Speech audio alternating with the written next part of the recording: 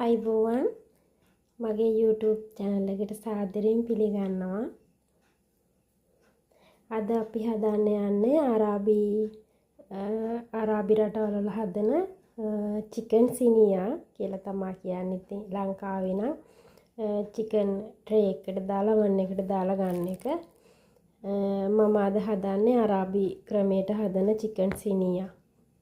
මේකට ඕනේ ලුණු, අල, කැරට්, කරපිංචා, සුදු ලුණු, මිරිසට කන්න කැමති කට්ටිය මිරිස් දා ගන්න පුළුවන්. ටොමැටෝ පේස්ට් එක.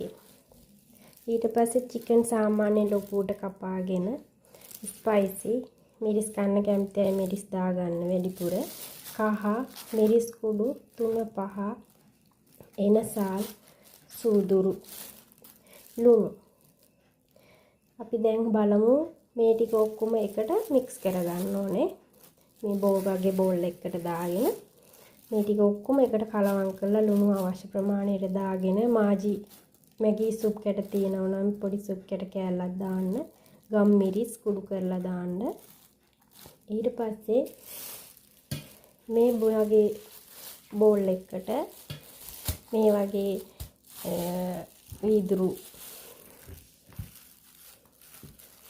වීදුරු අවන් එකට දාන්න පුළුවන් එකට චිකන් ටිකයි එළවලු ටිකයි දාගන්න තියෙන්නේ.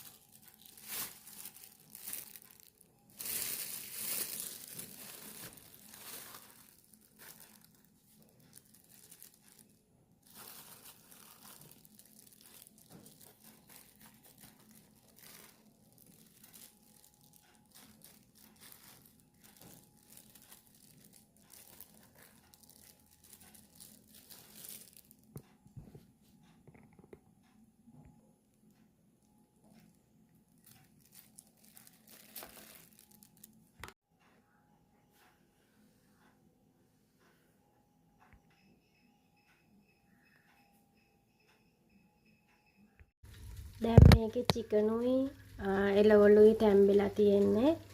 යට දාලා දැම්ම මිනිත්තු 60ක්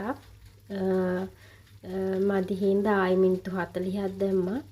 ඊට පස්සේ දැන් මේ උඩ ටික වෙලාවක් දාලා තිනවා පොඩ්ඩක් උඩ බැදෙනකම්.